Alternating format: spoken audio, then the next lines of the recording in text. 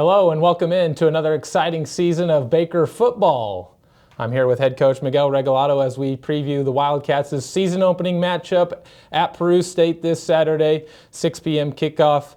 Coach, season's finally here. What are you excited to see about your team this Saturday? Oh, man, I'm excited to see this young group finally play a real game against somebody else. They got a great scrimmage in camp versus Garden City. Garden City brought in some dudes, and it was kind of eye-opening for us. And I thought Coach Pauly said something this morning that hit perfectly. He said that football teams get the most better or the most improvement from game 0 or 1 to 2, and we have to treat Garden City as that game 1. So we're expecting to see a much more polished product on Saturday, and I can't wait to see the amount of young kids that we have play. Yeah, let's talk about the matchup then a little bit, going out on the road and facing Peru State, team that brings back a lot of players on both sides of the ball. Always a tough place to play at in the Oak Bowl. They've won 6 of the last 8 there. So what's going to be the keys for you guys to be successful on Saturday up there at Peru? We got to start fast. I think you said it exactly right. The Oak Bowl has always been a tough place. Man, I remember playing there in 16 with a team that went to play for a national title, and it was a tough place to play. That was a tough football game. They are very good there. It's at night. I think we were all expecting to be playing in 100-degree weather. We're going to be in 69 degrees, so I don't think, obviously, heat is going to be a factor. We need to start fast. I think that what I told our football team yesterday is if we don't come out and start fast, we're going to be in a ball game. We're going to be in a very, very tough ball game.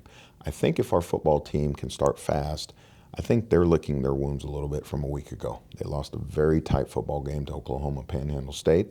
I think that was a game they expected to win, and it didn't happen. And so right now I believe their mindset is they're fighting for their lives, and if they come out and they get off to a fast start with that mentality, they can be very dangerous. Yeah, and I know have some new faces here, fairly young roster coming back to you this season for 2025. What are you excited to see out of both your newcomers and your returners? What are you kind of excited to see about those areas coming together on Saturday? I'm number one excited to see our very limited group of returners, and what I mean by that is limited group of juniors and seniors step up and be our leaders. I think a football team can go, and this is probably most sport teams, can only go as far as your good veteran players can take you. I'm really looking forward to seeing our defensive line play. I think that group returns guys that have played in a lot of football games. I know you're going to speak with Jalen Smith today. That guy's played a lot of football for me here. He's played football for me at Clark. The guy's played a lot of games. I'm looking forward to seeing him and Malvo get after it, Marquise Brown get after it. There's some newcomers in there like Malik Morris Ramirez, but he's played a lot of football as a transfer. I'm looking forward to our offensive line. I think our offensive line is the strength of our offense, but there's a lot of starts in that group. And then, of course, you always go back to Truman Julesgaard that's been playing here and starting here for a couple of years. I'm looking forward to seeing them, number one. Number two, we have absolutely recruited an unbelievable class of 24, a class of 25.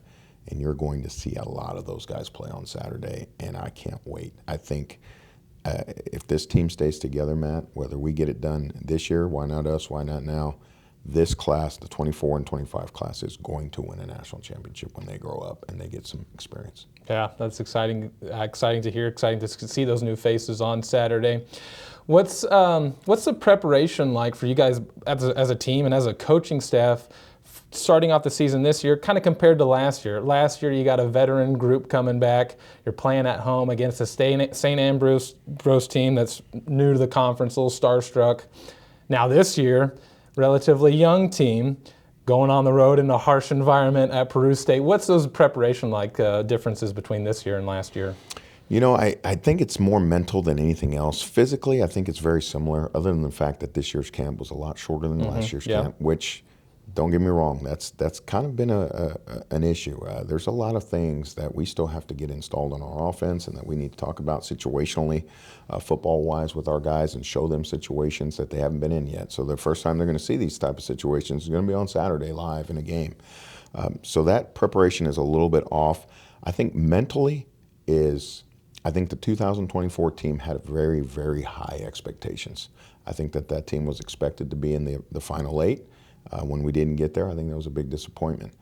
This team is kind of wondering, where do we fit in this whole mess? Because there's so many young guys starting, and I kind of like that. That's not a situation I'm used to being at Baker. At Baker, as a coordinator and a head coach, you're kind of expected, like, hey, we got to do this, we should make it here. This team, I think, is going to be very, very dangerous by the end of the year if it stays healthy and continues to get better. We have a theme this year that says, why not us? Why not now? And I hope that on Saturday they show me that it is a team that's going to be a force to be reckoned with. Yeah, and talk about the team. Again, some new faces getting to be here. I know we talked last week about, not trying to look ahead. I mean, we can talk about the schedule, big matchups on the schedule this year. You talked about really try to get them focused week to week. How does that look on paper and in practice for you guys, getting those new players and even the returners being focused week to week, not schedule, looking ahead on things, especially here, tough road matches to start off? 100%. I think we've kind of, and for lack of a better phrase, we've kind of let our returners, like, hey, we're expecting you to be showing up, doing what you got to do, taking care of business in the classroom, taking care of business in the training room, and then taking care of business when you hit the field. Where you walk into our offices right now, Matt, it looks like you are in a seminar class of football. There are so many young guys in there learning football right now. Between classes, after practice, before practice, it is a lot of teaching. And I was a little concerned with that, but with how young my staff is. I mean, I have 4 guys on my staff that have never coached a college football game, and they're coaching really important positions. But man, have they done a fantastic job of teaching these young guys how to play football. And now it's just a matter of throwing them in. It's kind of like when you're teaching your kid to swim. At one point, you got to just push him in the water and let him, like, ugh, and then he realizes he knows how to swim. And that's what we're going to do on Saturday. Yeah, looking forward to the why not us mentality this season. Good luck on Saturday, Coach. Make sure to tune in to the Urban Edge Network on Saturday, September 6th, as the Wildcats take on Peru State at 6 p.m. in Peru.